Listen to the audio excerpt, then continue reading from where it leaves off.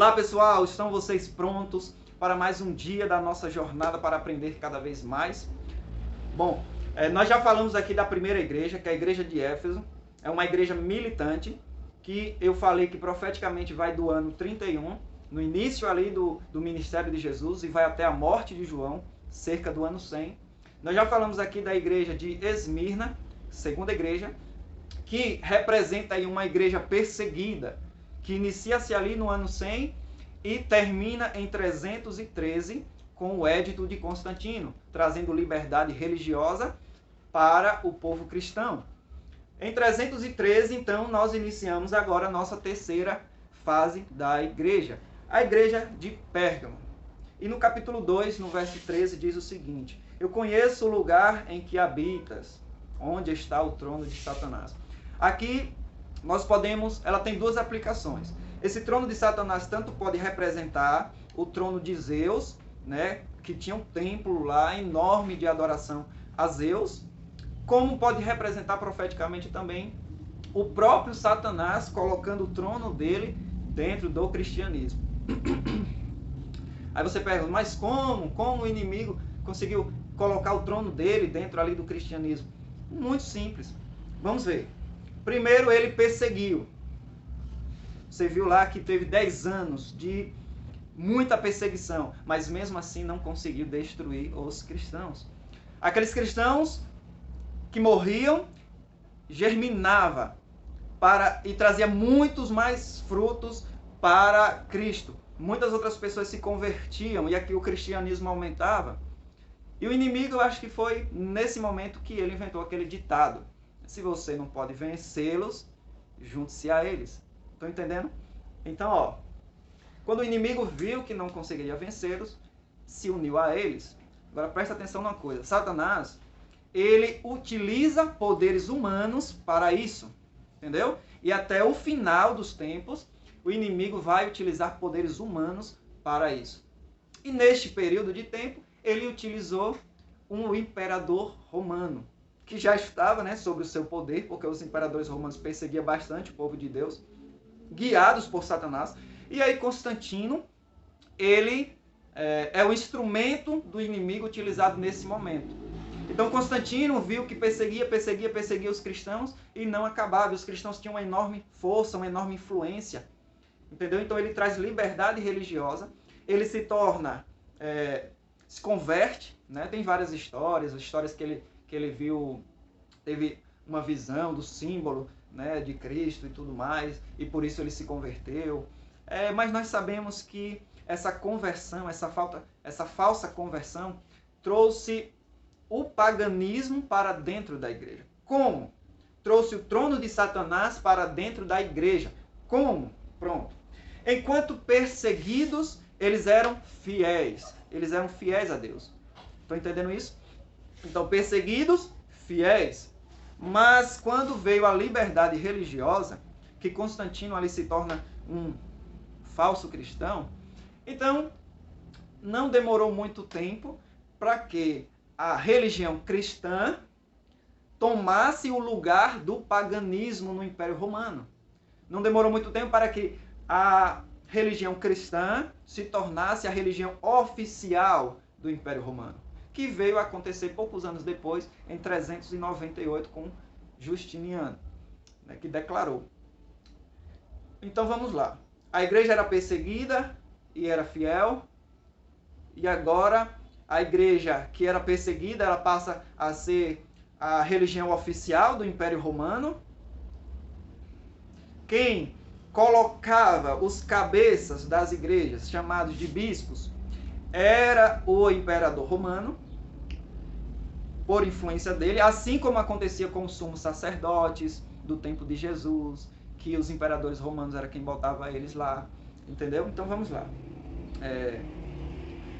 Os bispos da igreja era colocado pelos imperadores, e os imperadores começaram a colocar o dedinho na igreja de Cristo. Isso mesmo. Isso trouxe uma prostituição, por assim dizer. Realmente o trono de Satanás foi colocado na igreja, no lugar do trono de Deus. Né? A igreja se corrompe, começa a ser introduzido dentro da igreja o paganismo, começa a ser introduzido dentro da igreja adoração de imagens, né? Oração para mortos, doutrinas diabólicas como o inferno eterno, tormento eterno, outras doutrinas como o purgatório, e entre outras coisas. Isso tudo progressivamente foram sendo introduzidos dentro dessa igreja. É uma igreja que agora se corrompe. Então esse é o período, né, da corrupção dentro da igreja. Quando a igreja começa a se corromper. Entendeu? Então vamos lá. Verso 13. Onde está o trono de Satanás? E que conservas o meu nome e não negaste a minha fé. Ainda nos dias de Antipas, minha testemunha, meu fiel, o qual foi morto entre vós, onde Satanás habita.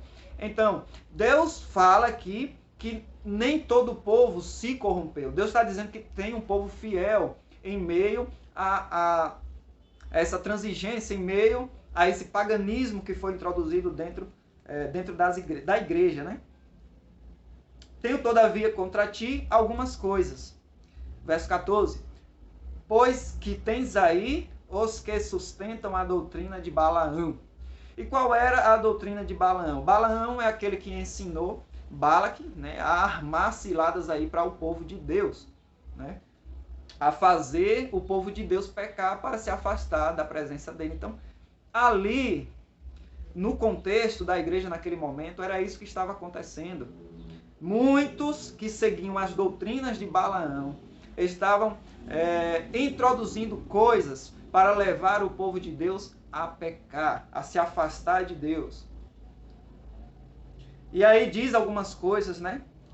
O qual ensinava a Balaque a armar ciladas diante dos filhos de Israel para comerem coisas sacrificadas aos ídolos e praticarem a prostituição. Entendeu? Prostituição, uma igreja prostituta que se corrompeu. Né? Mas Deus tem o seu remanescente, o seu fiel em todos os momentos. Outro sim, também tu tens os que da mesma forma sustentam a doutrina dos nicolaítas. É praticamente o mesmo ensinamento, né? Os nicolaítas. Portanto, arrepende-te, e se não venho a ti sem demora, e contra eles pelejarei com a espada da minha boca. É isso mesmo. Quem tem ouvidos, ouça o que o Espírito diz às igrejas. Ao vencedor, dar-lhe-ei do maná escondido. Você sabe onde está o maná escondido? Você lembra que colocaram um maná dentro da Arca da Aliança? E João viu essa Arca da Aliança no céu, e nós vamos falar sobre isso daqui a alguns capítulos. Isso é muito incrível. Está no céu, né? E o vencedor comerá desse maná escondido, bem como lhe darei uma pedrinha branca, e sobre essa pedrinha escrita um nome novo, o qual ninguém conhece, exceto aquele que o recebe. Então Deus colocará o nome dele em cada um de nós, se nós formos fiéis. E naquele tempo não era diferente. A igreja se corrompendo, se prostituindo, introduzindo o paganismo dentro da igreja, adoração de imagens, relíquias, oração a mortos e muitas outras coisas. Mas Deus tinha aquele povo que era fiel, povo que não aceitava essa mudança. Porém, o período desta igreja, ela vai encerrar aí em 538. Por que 538? 538 é quando o cristianismo, que perseguia agora o paganismo, destrói ali a última tribo ariana que se opunha a eles, ao cristianismo. Trazendo e tornando, né, o bispo de Roma o cabeça de todas as igrejas. O Império Romano tinha um imperador que comandava toda aquela área. E nós sabemos que o Império Romano caiu em 476, passando assim o poder que era imperial para o poder religioso papal. Então, o imperador, né, deu lugar ao Papa de Roma, tendo ali, né, praticamente o mesmo poder. O poder que perseguia e tudo mais. E em 538, ele o bispo de Roma se torna aí o cabeça de todas as nações. As tribos que se opunham a isso não mais existem, foram destruídas, né? E agora ele tem autonomia e ele vai reinar aí, conforme a Bíblia diz, por 1260 dias, ou 1260 anos proféticos, que você vai aprender lá na frente, tá bom? Então, um grande abraço, vamos aguardar o próximo estudo e que Deus abençoe.